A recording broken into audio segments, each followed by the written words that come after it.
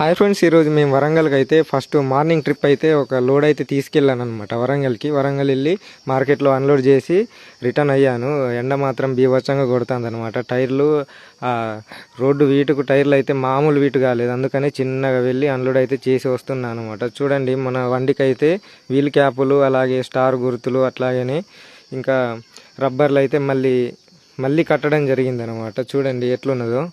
అవి ఇంతకుముందు స్టీల్ రాడ్లు పెట్టి అట్లా వెల్డింగ్ పెడితే అదేమవుతుందంటే మార్కెట్లో వెళ్ళినప్పుడు మన అమ్మాలి అన్న వాళ్ళు కాలేసి ఎక్కడం వల్ల కాలేస్తే ఇరిగిపోవడం జరుగుతుంది అనమాట. అందుకని ఈసారి మళ్ళీ ఐరన్ రాడ్ అయితే పెట్టి మంచిగా గట్టిగా అయితే వెల్డింగ్ పెట్టించాయి. ఇప్పుడైతే ఎట్లా ఏం ప్రాబ్లం ఉండదు, వాళ్ళు కాళ్ళు వేసుకున్నా ఏం వేసుకున్నా బరాబర్ ఉంటుంది. మధ్యాహ్నం 2 అవుతుంది, ఇంకా ఏం తినలేదు అనేసి మేమైతే ఒక హోటల్ దగ్గర అయితే ఆఫ్ చేసి భోజనం అయితే చేసాము. చేసిన తర్వాతకి మేమైతే బండి తిప్పుతున్నాం. చూడండి, ఆ మీసాలు కూడా ఎట్లా పెట్టాము, అవి లైటింగ్ వస్తాయి అనమాట నైట్. అది కూడా బాగా అనిపిస్తుంది, లుకింగ్ అనిపిస్తుంది బండికి. ఆ వీల్ క్యాప్ వెనక సిగ్నల్ది కూడా బోర్డు అనేది పెట్టాము.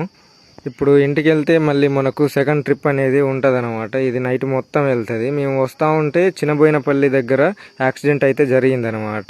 ప్యాసింజర్ మ్యాజిక్ అని టిప్పర్ ముందు వెళ్తూ ఉంటే ప్యాసింజర్ మ్యాజిక్ వెనక నుంచి వచ్చి టిప్పర్ని ఢీకొనడం జరిగిందనమాట. దీంట్లో ప్యాసింజర్ మ్యాజిక్ అయితే చాలా డ్యామేజ్ అయింది. మరి దాంట్లో ప్యాసింజర్లకు గాయాలైనవి తెలియదు, ఏమైనాయో తెలియదు. మొత్తానికైతే ఇండికేటర్లు అయితే వేసి బండి అయితే పక్కా పెట్టి అయితే ఉన్నది. చాలా అంటే చాలా డ్యామేజ్ అయింది.